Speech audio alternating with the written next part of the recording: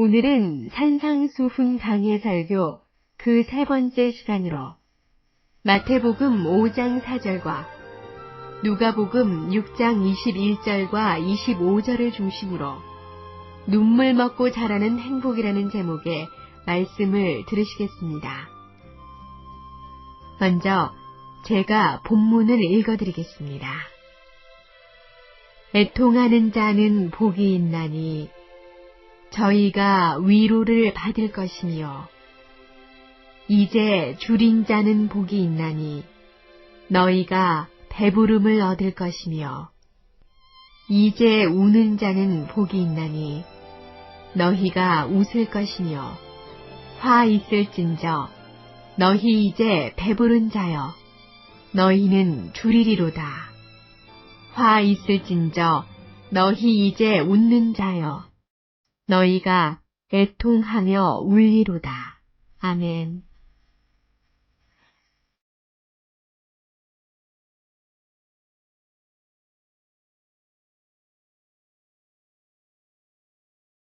며칠 전에 시내에 있는 대형 서점으로 좀 나가보았습니다. 유머 책들이 생각보다 많이 진열되어 있는 것을 보고 놀랐습니다. 아마 사람들이 그런 책을 퍽 많이 찾나 봐요. 그 제목들도 또 그 속에 들어있는 그 문장들도 아주 사람들의 마음을 끌 수 있는 매력적인 글들이었습니다.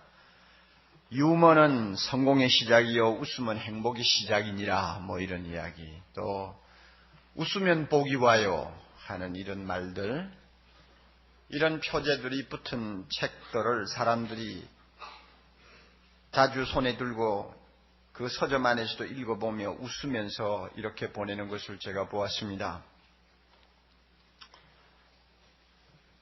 사회가 워낙 살기가 어려우니까 짓눌리고 쫓기고 답답하고 잘 안 풀리는 그런 분위기에서 잠깐이나마 숨을 돌리기 위해서 사람들은 웃음이라는 것을 찾아 헤매는 것 같아요.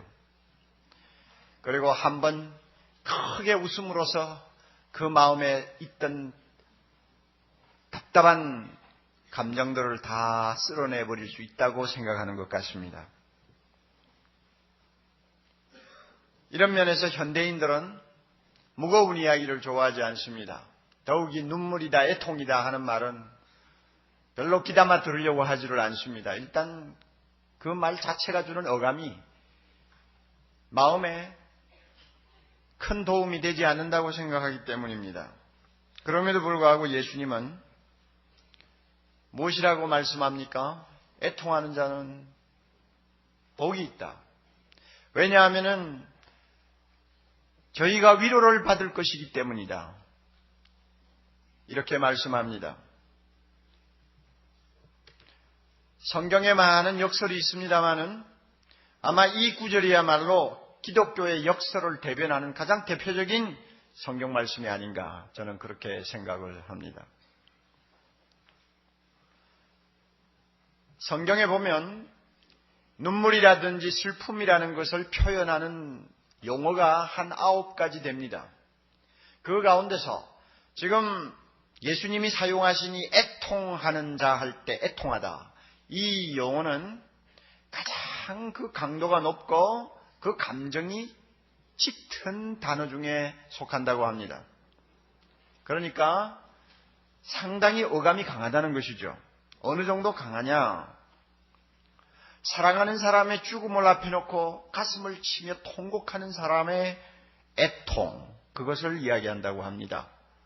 창세기 37장에 보면 늙은 야곱이 통곡하는 모습이 나옵니다.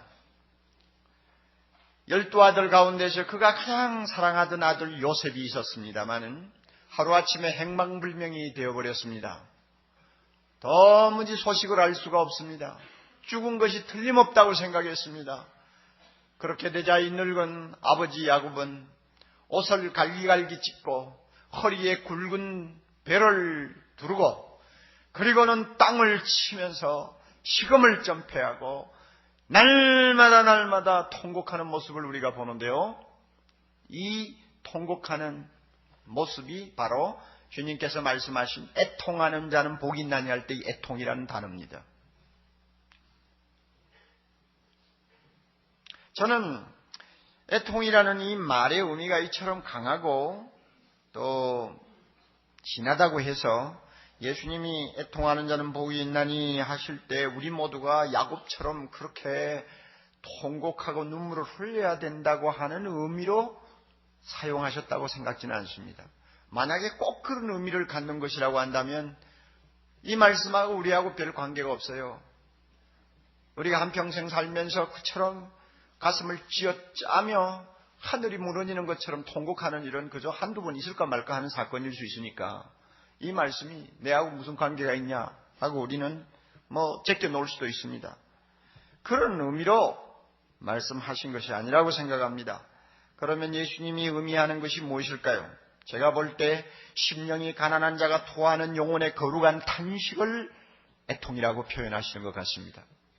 심령이 가난한 자가 토하는 영혼의 거룩한 탄식. 우리는 지난 시간에 심령이 가난한 자가 복이 있다는 사실을 우리 모두가 듣고 깨달았습니다. 우리의 심령을 하나님 앞에 비울 수 있습니까? 그렇다면 그 사람에게는 반드시 애통이 따라옵니다. 심령이 비지 못했습니까? 그 사람은 이 애통이라는 말씀의 의미를 제대로 깨닫지 못할 것이라고 생각합니다. 제가 기억하기로는 지금부터 한 반세기 전에 한국교회의 이미지는 한마디로 애통하는 공동체였습니다. 그 당시 8.15 이후 너무너무 가난했던 때였고 혼란스러운 사회상을 눈으로 보면서 살아야 했고 어쩌면 그 당시에 그렇게 가뭄이 또 자주자주 연속이 되었는지 모릅니다. 그리고 조금 후에 6.25가 터져가지고 이건 사람 사는 것이 아니죠. 사람 사는 꼴이 아니에요. 여러분 우리가 지금 요즘 코소보니 동티모르니 하면서 참 어려움을 당하는 사람들을 가끔 텔레비로 봅니다만은 그 당시에 그 꼴하고도 아니요. 그 당시에 우리의 모습은 지금 당하는 그들보다 더 처참했습니다. 게다가 전부 다 하얀 옷을 입어놓으니까 오죽이 더 표가 납니까? 그런 형국의 길을 걸으면서 교회에 모이는 우리 선조들은 눈만 감았다면 울었어요. 자기 죄를 놓고 통곡하고 예수 안 믿는 식구들을 위해서 통곡하고 나라의 죄를 짊어지고 하나님 앞에 눈물을 뿌리며 기도했습니다. 눈이 붓도록 울었어요. 마룻바닥에 눈물 자국이 여기저기에 아예 너무 진하게 박혀서 걸레를 닦아도 닦이지 아니할 정도로 그들은 눈물을 흘리면서 살았어요. 이렇게 눈물을 흘리니까 하나님께서 그들에게 주신 위로가 또 굉장했습니다. 울어보지 아니한 사람은 도무지 맛을 볼 수 없는 하나님의 특별한 위로가 그들에게 있었어요. 그러니까 그 재미로 또 더 울었는지도 몰라요. 그 당시의 모습이었어요. 저는 어린아이였습니다마는 옆에서 보고 또 보았습니다. 물론 여러분 우는 것이 기독교의 본질의 전부가 아닙니다. 애통하는 것이 기독교의 전부가 아닙니다. 그렇지만 우리가 분명히 하나 말할 수 있는 것이 있습니다. 마른 눈을 가진 신자들이 모이는 교회보다 젖은 눈을 가진 성도들이 모이는 교회가 훨씬 더 은혜의 세계를 깊이 안다는 사실입니다. 이거는 부인할 수가 없어요. 그때 교회에 비해서 오늘의 교회는 어떻습니까? 애통하는 눈물을 보기가 어렵습니다. 눈물이 메말라버린 것 같아요. 웃음이 복음으로 들리고 눈물은 비복음으로 들리는 것 같은 분위기입니다.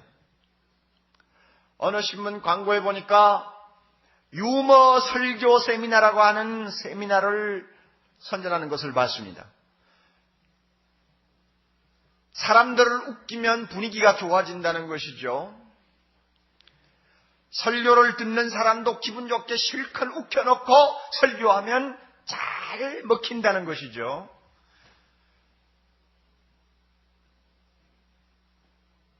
듣고 보니 그럴듯해요. 저도 웃는 걸 좋아하니까요. 우는 것보다 웃는 것을 훨씬 좋아합니다. 그렇죠? 우리 중에 웃는 것보다 우는 것을 더 좋아합니다 하는 형제가 있다면 심리학상으로 그것은 조금 문제가 있어요.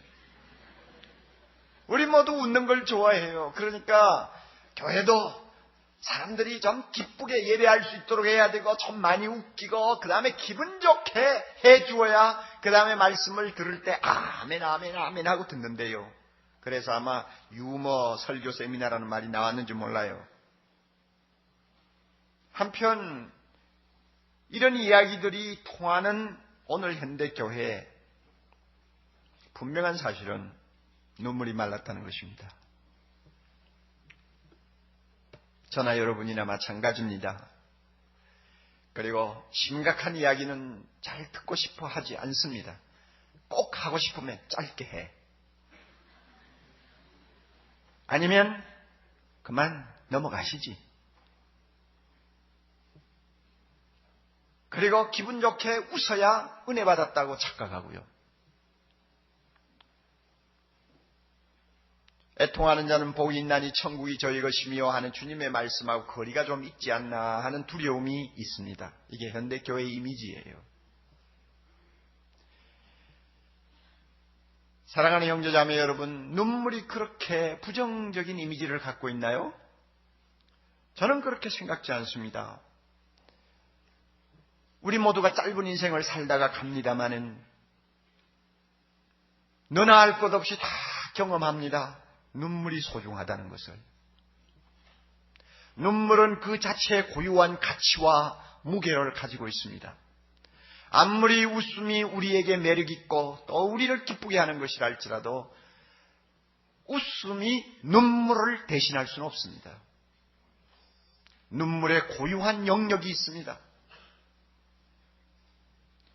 만일 우는 것은 무조건 저주요, 슬픔은 무조건 부정해야 될 것이라는 것만으로 생각하는 사람이 있다면 그 사람의 인생은 중요한 하나가 빠져버린다는 사실을 기억해야 합니다. 아랍 속담에 이런 말이 있습니다. 햇빛만 쏟아지는 곳은 사막이 된다. 거기는 눈을 들고 사방을 보면 다 사막 아니요. 비가 없는 곳이니까. 그러니까 아마 이런 속담이 생겼나 봐요. 모든 햇살은 사막을 만든다.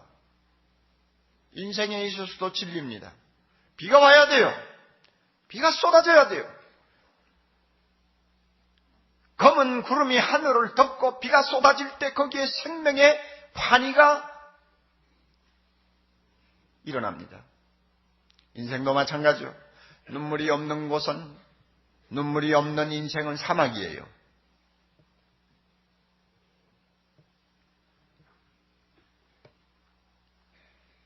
눈물이 없으면 그 웃음 자체도 하나의 광대 노릇에 지나지 않습니다. 이 사실을 깊이 깨닫는 사람들은 인생을 아는 사람이죠. 마찬가지로 신앙생활에서도 이 눈물, 애통이 차지하는 비중은 거의 절대적이라고 저는 생각합니다. 눈물을 통과하지 아니한 신앙은 하나의 값싼 장식품에 지나지 않습니다. 여러분, 예수 믿고 나서 웃기만 했나요? 아직은 값싼 신앙이에요. 예수 믿고 나서 하나님 앞에 진지하게 울어보았나요? 그 사람은 차원을 아는 신앙생활을 하는 사람입니다. 애통이 우리의 신앙을 본질로 향하게 만듭니다. 눈물이 우리의 신앙을 본질로 인도합니다. 눈물이 고인 눈에 십자가의 주님이 보입니다. 젖은 눈에 부활의 주님의 영광이 나타납니다. 애통하는 심령에 우리를 찾아오시는 예수 그리스도의 발걸음의 소리를 들을 수 있습니다. 우리의 신앙은 눈물을 먹고 자랍니다. 우리의 인격은 눈물의 골짜기를 통과하면서 성숙합니다. 그러므로 신앙생활이 무엇인가를 제대로 아는 사람은 눈물을 부정적으로 보지 않습니다. 애통을 무조건 싫은 것으로, 두려운 것으로 생각하지 않습니다.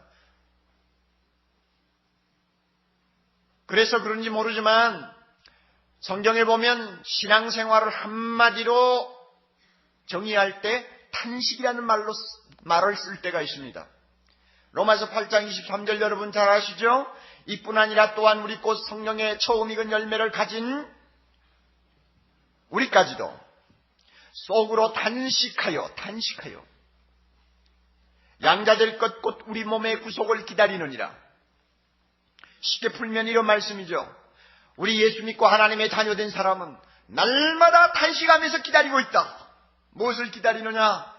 이 썩을 몸 빨리 벗어버리고 예수님이 부활하셔서 입으신 그 영광스러운 몸을 함께 입을 그날, 양자될 그날, 우리 몸이 구속을 받을 그날을 사모하면서 탄식한다고 했습니다. 그러니 신앙생활을 한마디로 요약하면 탄식이에요. 같은 의미가 고린도후서 5장 2절에도 나옵니다. 과연 우리가 여기서 탄식하며 하늘로부터 오는 우리 처소를 덧입기를 간절히 사모한다.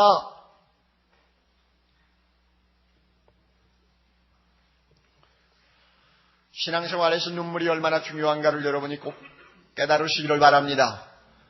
신앙생활의 밑바닥에는 눈물의 강이 흐르고 있다는 것을 여러분이 꼭 기억하십시오. 그거 모르고 신앙생활하면요, 그 신앙은 아주 천박한 신앙입니다. 이런 의미에서 예수님이 애통하는 자는 복이 있나니 천국이 저희 것이며 하는 말씀을 왜 하셨는가를 우리가 깊이 인식할 필요가 있습니다. 누가 애통하는 자입니까? 첫째로 자기 죄를 놓고 눈물을 흘리는 자가 애통하는 자입니다. 우리 모두는 예수 믿고 죄 용서함을 받았습니다. 할렐루야. 그러나 우리가 꼭 기억해야 될 것은 이것은 어디까지나 선언적인 의미를 갖습니다. 하나님이 우리 보고 죄 없다 하시는 것이지 우리가 죄가 없는 게 아니에요. 바로 이 점이 중요한 것입니다. 하나님이 우리를 사랑하시고 예수 그리스도의 십자가의 공로를 보시고 무조건 우리를 죄 없다고 선언하시는 것이지 실제로 나에게 죄가 없어졌느냐? 물론 거룩해지고 있죠. 그렇지만은 죄로부터 완전히 자유함을 받은 무균실에 들어간 사람들처럼 죄로부터 완전히 차단된 존재가 아니에요. 우리는 여전히 죄의 작업장이라고 하는 이 부패한 몸을 입고 있습니다. 그러므로 하루 10번, 100번도 죄를 지을 수 있는 가능성을 갖고 있어요. 또한 우리 모두는 죄의 유혹이 쉴 틈이 없는 장망성 이 세상에 살고 있습니다.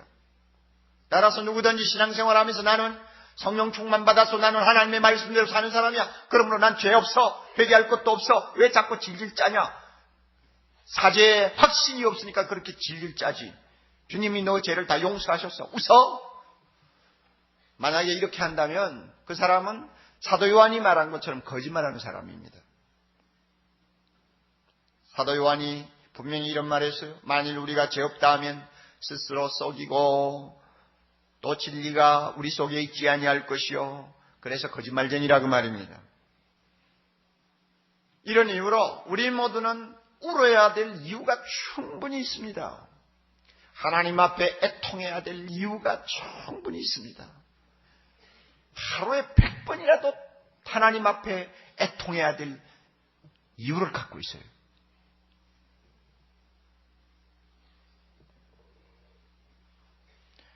우리는 구원받기 위해서 애통하는 사람 아닙니다. 구원받은 사람이기 때문에 애통하는 것입니다. 종종 저 자신이 답답하게 생각할 때가 있습니다. 뭐냐면 옥 목사를 위시해서 오늘 사랑의 교회가 좀 뻔뻔스럽지 않나 하는 생각이 들어요.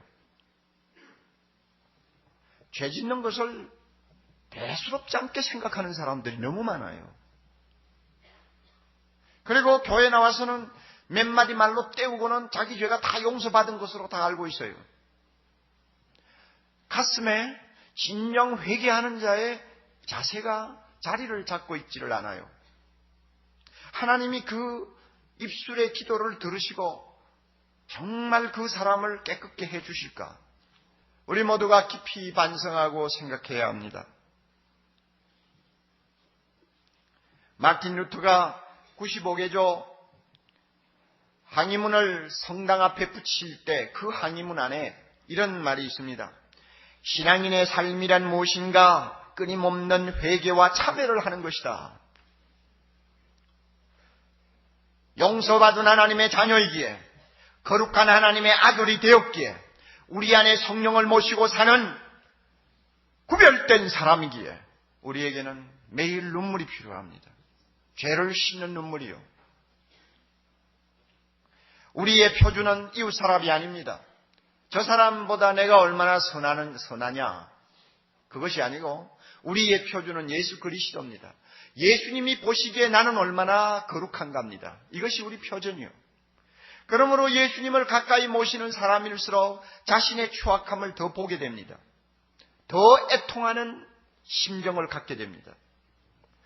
예수님과 거리가 멀리 떨어져 있는 사람은 애통할 일이 별로 없죠.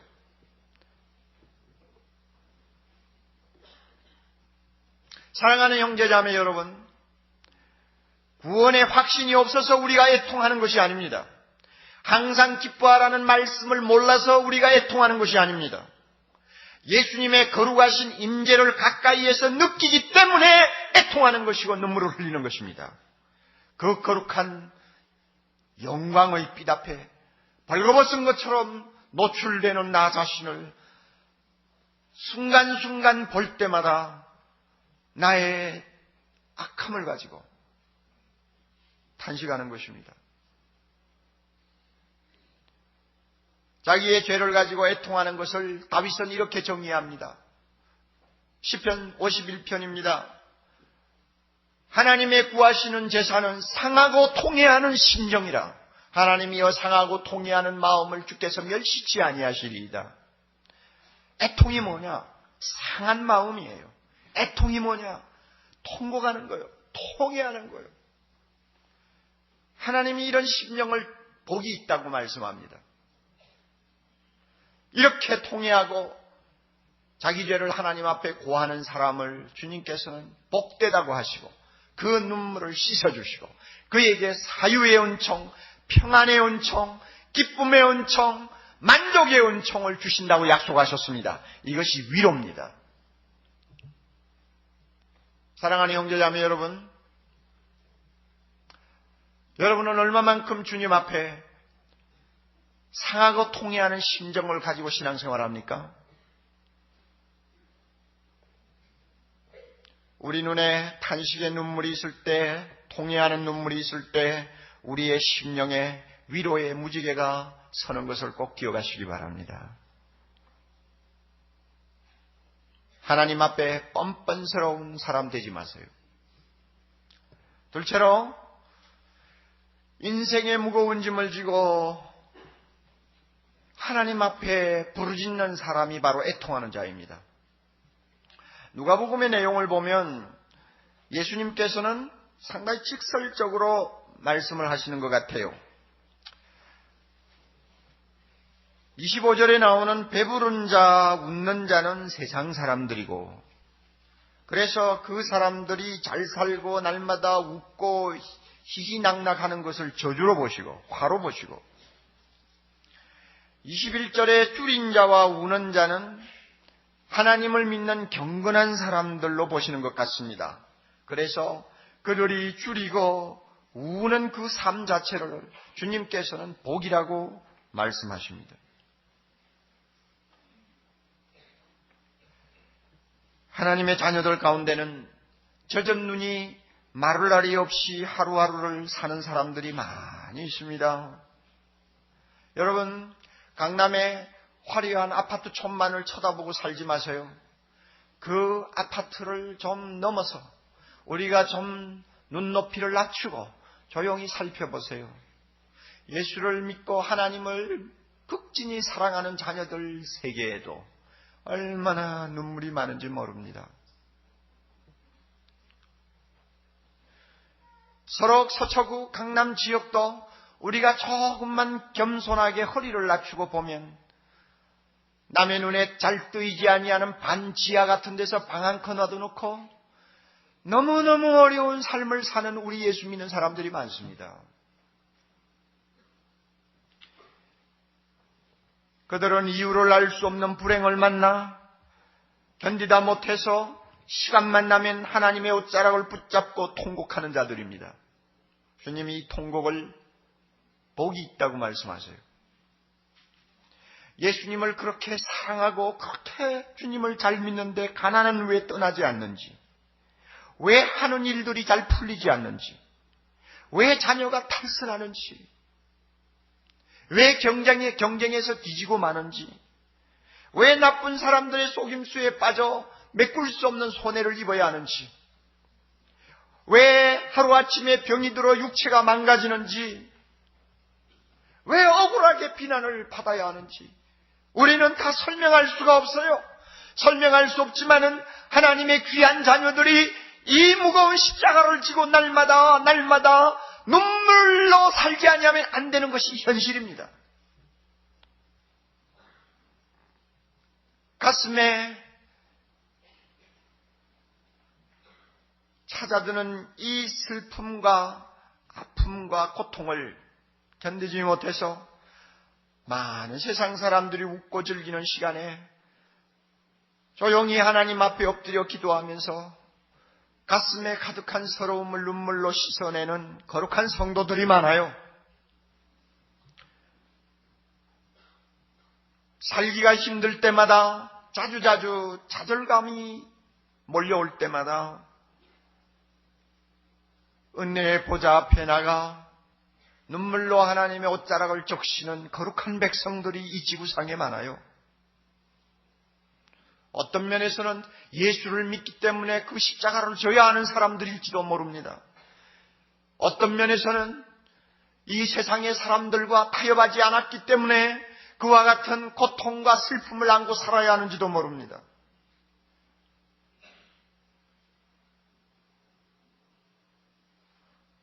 사람들이 볼 때는 많은 불행스러운 일들을 안고 눈물을 흘리는 사람은 꼭 저주받은 사람 같습니다. 그러나 주님이 말씀합니다.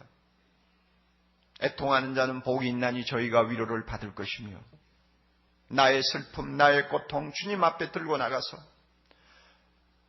눈물로 주의 옷자락을 적시며 주님 앞에 기도하는 사람, 주님이 말씀합니다. 너 애통하는 거 복이 있느니라. 아멘.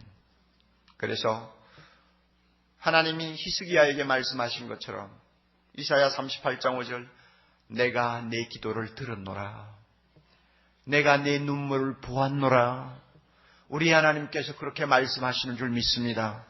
그러므로 지금 당장 내 눈앞에 앓던 사람이 벌떡벌떡 일어나지 아니하며, 지금 당장 내 눈앞에 가난이 물러가지 아니하며, 지금 당장 내 눈앞에 내가 원하던 일들이 이루어지지 않는다 할지라도 주님은 말씀합니다. 너의 애통이 복이 있느니라. 내가 내 눈물을 보았다. 내가 내 기도를 들었다. 우리의 눈물을 아시는 주 하나님이 오늘도 살아계시면 그 자체가 우리에게 위로요, 그 자체가 우리에게 소망이요, 그 자체가 우리에게 행복이라는 것을 우리는 고백할 수 있어야 합니다. 반드시 우리 하나님 그의 자녀들의 눈에 눈물을 씻겨주시는 날이 올 것이기 때문입니다. 애통하는 자는 복이 있습니다. 여러분이 어떤 이유로 하나님 앞에 와서 엎드려 울지라도 그 울음을 저주로 생각하지 마십시오. 그 울음을 복이 없는 사람으로 해석하지 마십시오. 주님이 말씀하셨습니다. 애통하는 자는 복이 있나니 저희가 위로를 받을 것이라고요. 세 번째로 누가 애통하는 자냐? 세상 죄를 짊어지고 애통하는 사람, 눈물을 흘리는 사람들을 가리킵니다.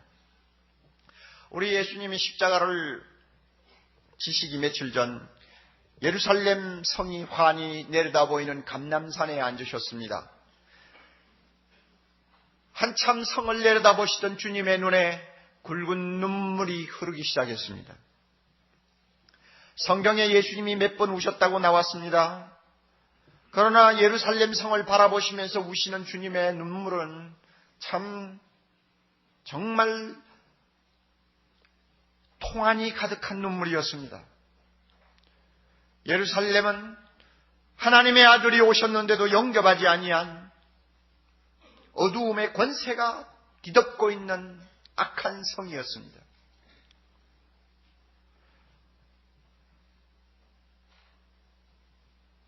한 40년 지나면 그 성에 임할 하나님의 심판을 우리 예수님이 다 알고 계셨어요. 내다보고 계셨어요.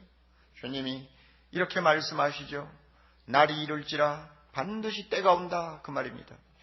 내 원수들이 토성을 쌓고 너를 둘러 사면으로 가두고 포위하고 또 너와 및 그 가운데 있는 내 자식들을 땅에 메어치며 돌 하나도 돌 위에 남기지 아니하리라. 역사적인 기록을 보면 주 70년에 있었던 로마 티토 황제의 예루살렘 포위와 함락은 정말로 비참했습니다. 너무나 배가 고파 어머니들이 어린 애들을 남몰래 잡아먹었습니다. 로마 군인들이 성에 입성한 다음에는 어린아이들을 휑휑 돌려가지고 벽에다가 동댕이 쳐 죽였습니다. 임신한 여자들을 끌어다가 발가벗기고 칼로 배를 쪼갰습니다. 예루살렘 성경은 불타고 그 다음에 모든 성곽은 돌 위에 돌 하나가 남아있지 아니할 정도로 무너져서 쑥밭이 되었습니다. 주님이 그 당시 그때의 그 처참한 상황을 미리 내다보시고 우신 것입니다. 어떻게 울지 않겠어요? 바울도 애통하는 때가 있었습니다. 빌립보 3장 18절 내가 이제도 눈물을 흘리며 말하노니 여러 사람들이 십자가의 원수로 행하느니라. 사방을 둘러보니 예수 그리스도의 십자가를 대적하는 원수들이 너무 수두룩해요. 교회 안에도 그런 원수들이 있어요. 바울이 생각할 때마다 도무지 가슴이 메워져서 견딜 수가 없어. 그 점잖은 어른이 눈물을 펑펑 쏟으면서 편지를 쓰고 있는 것입니다. 내가 눈물을 흘리며 말하노니. 그렇다면 여러분, 우리도 이 세상을 앞에 놓고 애통해야 되지 않겠습니까? 우리 주변을 한번 둘러보십시오. 웃을 일이 많습니까? 울 일이 많습니까? 여러분, 이 나라의 죄악상을 우리가 조금이나마 관심을 갖고 들여다본다면 과거의 어느 때 어느 시대에 사람들이 지금처럼 죄를 범하는 일이 있었습니까? 과거의 어느 사회가 지금처럼 이렇게 악하고 더럽고 음란할 수 있었습니까?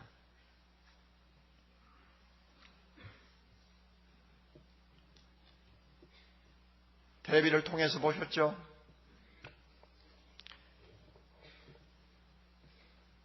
우리나라 중고등부 학생들 중에서 90%가 포르노를 접촉한다고요.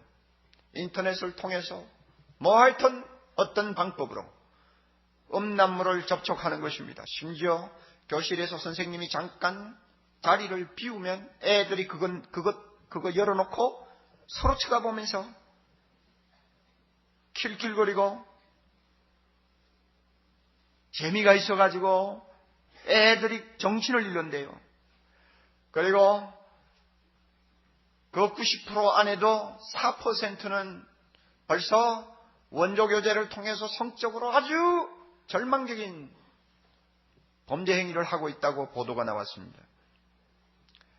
여러분, 저는 그저 중고등부 아이들 한 30-40%가 아마 인터넷을 통해서 그런 것을 보지 않을까 이렇게 생각했는데 90%라고 그래요. 그러면 어느 중고등학교나 가보면 한 30%는 예수 믿는 아이들입니다. 우리 예수 믿는 귀한 아들, 딸들이 다 함께 지금 동조하고 있다는 수치적인 결과가 나옵니다. 여러분, 어떻게 애통하지 않겠습니까?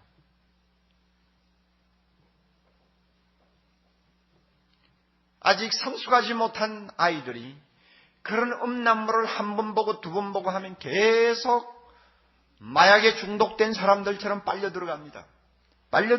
그러면 자기도 모르게 인격이 파괴가 돼요. 그 영혼이 완전히 사탄의 노예가 됩니다.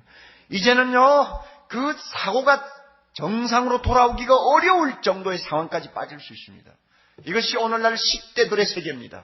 이 아이들이 앞으로 자라서 사회에 중요한 역할을 담당하게 될 20년 후 오늘 이 사회가 어떻게 될까? 생각만 해도 아찔해요. 어떻게 여러분 탄식하지 않겠어? 어떻게 예수님처럼 예루살렘 성을 내려다보고 울지 않겠어? 서울 바닥을 내려다보고 우리가 어떻게 눈물을 흘리지 않겠어? 한번 생각해 보세요.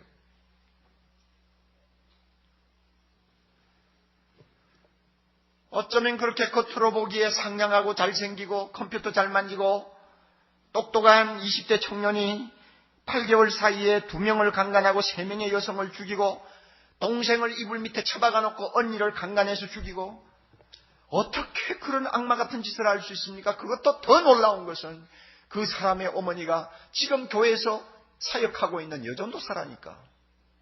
그리고 그 아이는 중고등학교 때 교회에서 학생회장까지 했다고 합니다. 여러분, 오늘 현실이 이렇습니다. 어떻게 통곡하지 않겠어? 우리보다도 20배, 30배 잘 사는 선진국에서도 특별한 사람들 아니면 잘 마시지 않는 가장 최고급 양주를 세계에서 제일 많이 수입하는 나라라고 하니 기가 차지도 않죠. 모두가요, 눈을 보면 광기가 서렸어요. 미쳤어요. 정신이 돌았어요, 다들. 이런 나라를 앞에 놓고 우리가 어떻게 통하지 않겠습니까? 웃을 일이 많습니까? 울 일이 많습니까? 우리 모두는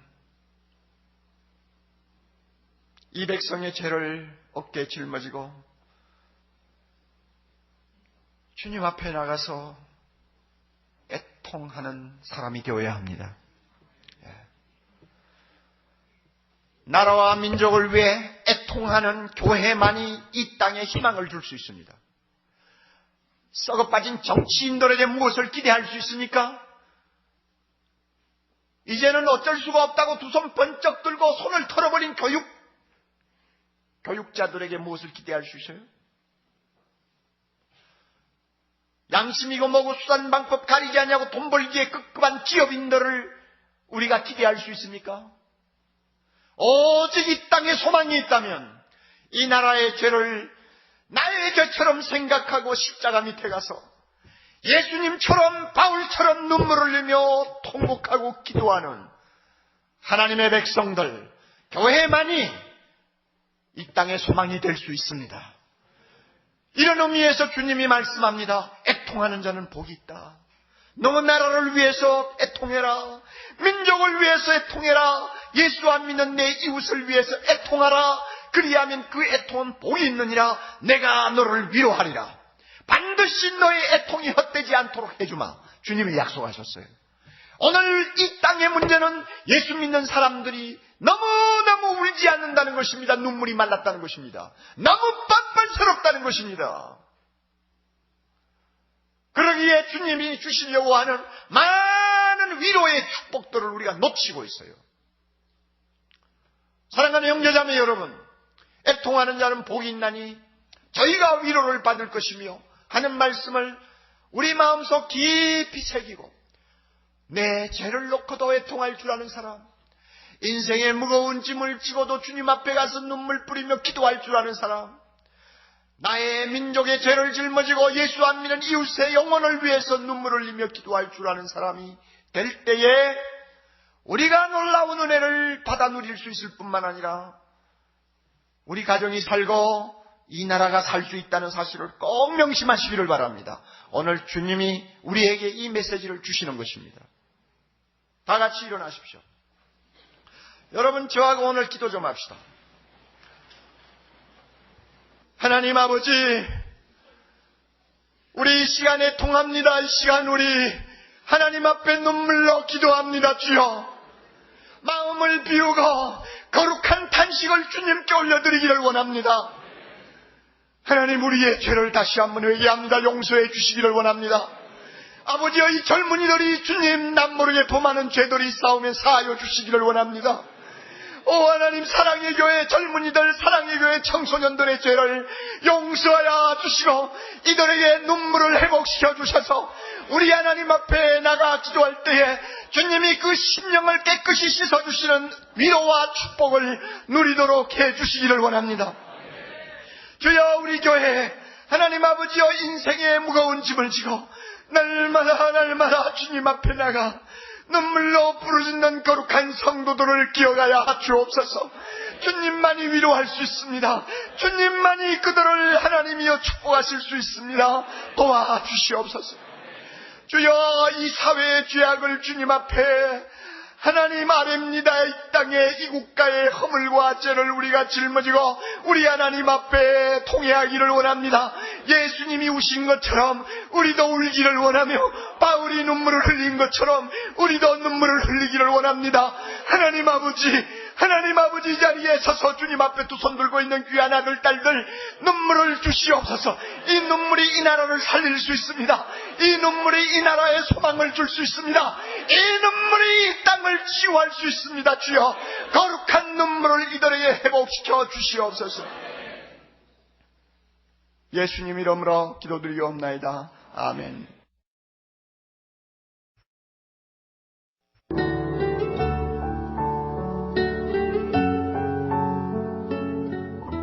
생명의 샘은 출판과 테이프, 영상, 인터넷 등의 가능한 모든 매체를 통해 생수와 같은 은혜의 말씀을 나누는 사랑의 교회 미디어 선교사역입니다.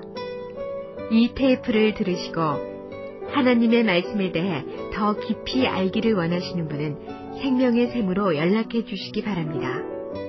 여러분을 성심껏 도와드리겠습니다. 감사합니다.